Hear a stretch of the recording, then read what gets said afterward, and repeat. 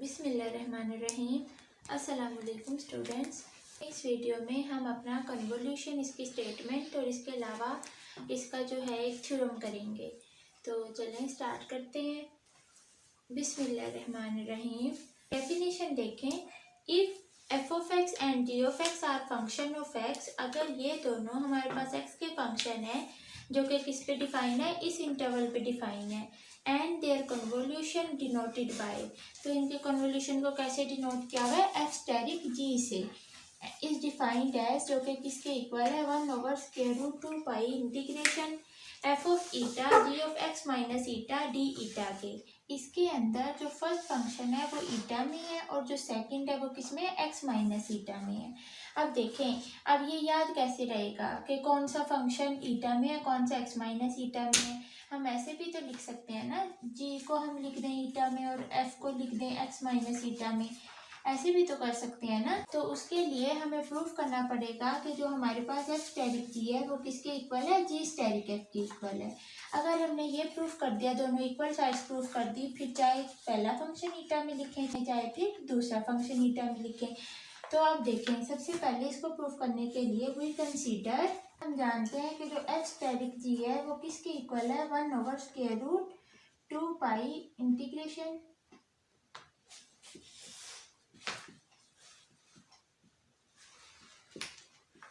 इसी के इक्वल है। अब आप इसमें देखें, क्या मैं इस x माइनस ईटा को पुट कर सकती हूँ, पुट कर दें इसको x माइनस ईटा को x डैश के इक्वल, ठीक है। इसकी जगह पे मैं x डैश पुट करूंगी तो फिर इस ईटा की जगह पे क्या आएगा, इधर से ईटा की वैल्यू निकाल लें, ईटा को इस साइड पे लेकर आऊँ तो ये क्या बन जाएगा, x minus x dash is equal to positive ईटा।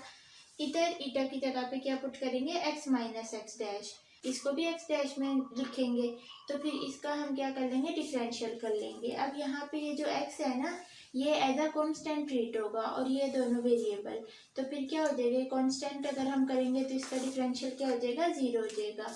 और ये माइनस ये क्या आ जाएगा, d x dash is equal to d eta आ जाएगा। तो फिर डी ईटा की जगह पे हम क्या पुट करेंगे, माइनस डी एक्स डैश। अब देखें, ये तीनों सब्स्टिट्यूशन तो करनी है हमने इसमें। इसके अलावा देखें, जब हमारा फंक्शन ये सारा ईटा के रिस्पेक्ट से था तो हमारे पास लिमिट क्या थी, माइनस इन्फिनिटी से इन्फिनिटी। देखें, ईटा हमारे पास क्या था, एक दफ़ा माइनस इन्फिनिटी और एक दफ़ा क्या है, प्लस इन्फिनिटी, ठीक है, माइनस इन्फिनिटी।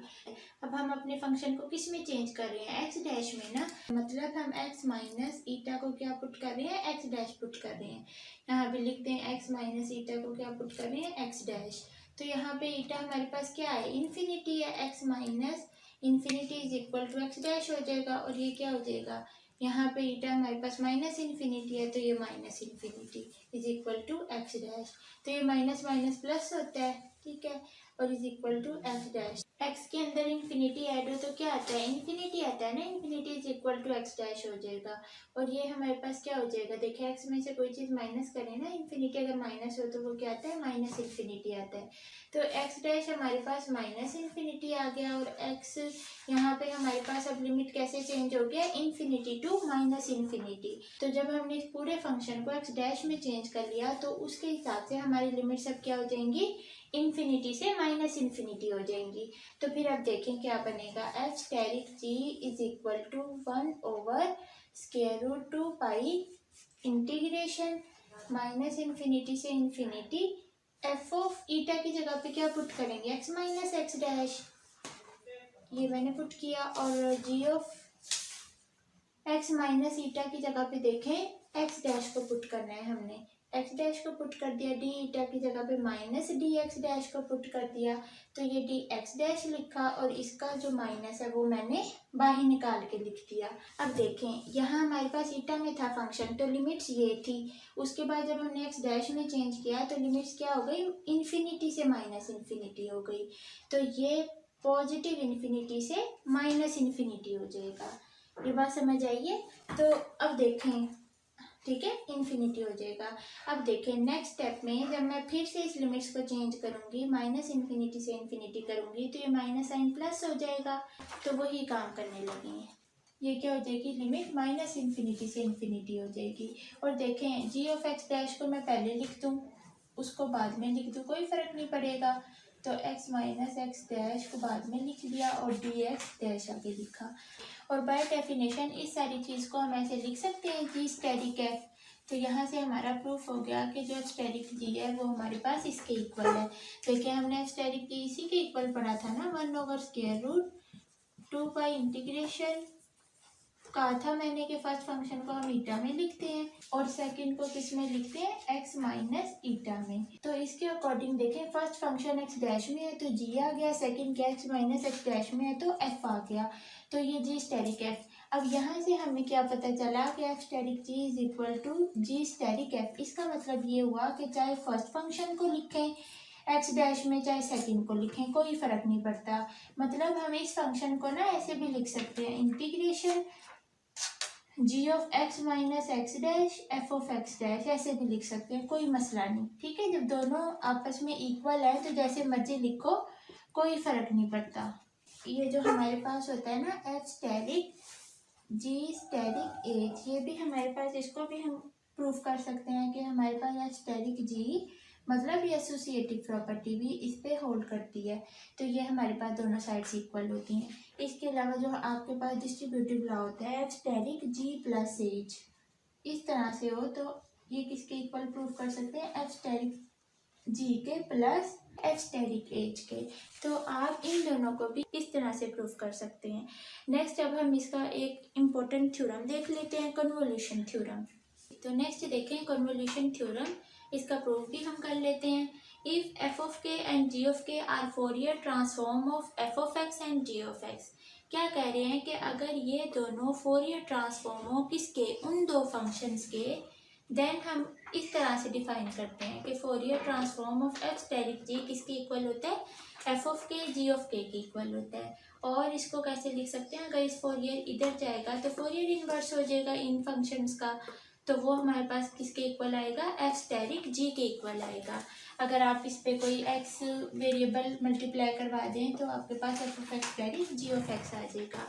तो इसका प्रूफ बहुत ही ईजी है। देखें, सबसे पहले तो हमने डेफिनेशन लगा दी कि फोरियर इन्वर्स किसी भी फंक्शन का इसके इक्वल होता है। ठीक है, ई की पावर क्या आती है, माइनस आयोटा के एक्स आती है और साथ में वो फंक्शन होता है जो यहाँ फोरियर इन्वर्स के अंदर लिखा हुआ होता है। अब हमने इतनी सारी चीज़ को तो ऐसे ही रहने दी है। ठीक है, उसके बाद जी ऑफ के की जगह पे by definition of Fourier transform apply कर दी है इन टर्म ऑफ किस में, एक्स डैश में। ऐसा हमने क्यों किया है, देखें हमारे पास दो फंक्शंस है ना, एफ ऑफ के और जी ऑफ के, तो अगर दोनों को हम एक्स में लिखेंगे तो वो तो मिक्स हो जाएंगे। ठीक है, तो इसलिए हमने जी ऑफ के को किस में सिंपल लिख दिया, एक्स डैश में लिख दिया है।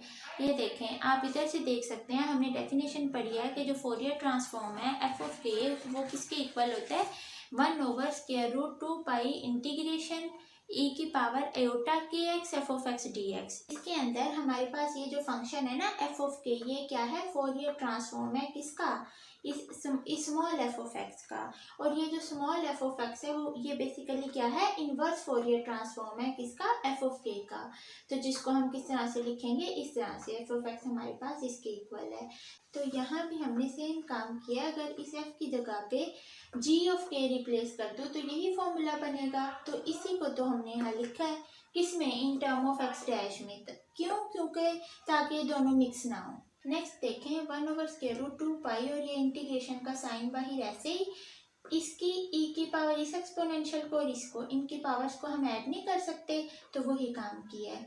देखें, ये 1/√2 पाई पहले ये वाला बाहर लिखा और ये इंटीग्रेशन ये वाला साइन, और ई की पावर माइनस आयोटा के को हमने कॉमन लेना है। तो जब कॉमन लिया तो अंदर क्या आया, एक्स, ये वाला एक्स और माइनस एक्स डैश आएगा। माइनस का एक्स डैश क्यों आया, क्योंकि माइनस आयोटा के कॉमन लिया है तो इसके साथ माइनस आएगा। और ये वाला एफ ऑफ के आ गया और ये डी के आ गया। अंदर हम के का फंक्शन लिख रहे हैं ना, तो इसलिए डी के आएगा साथ। ये ब्रैकेट क्लोज हुई और बाहर फिर क्या चीज़ आ जाएगी, ये एक्स डैश वाली चीज़ें आ जाएंगी, जी एक्स डैश और डी एक्स डैश।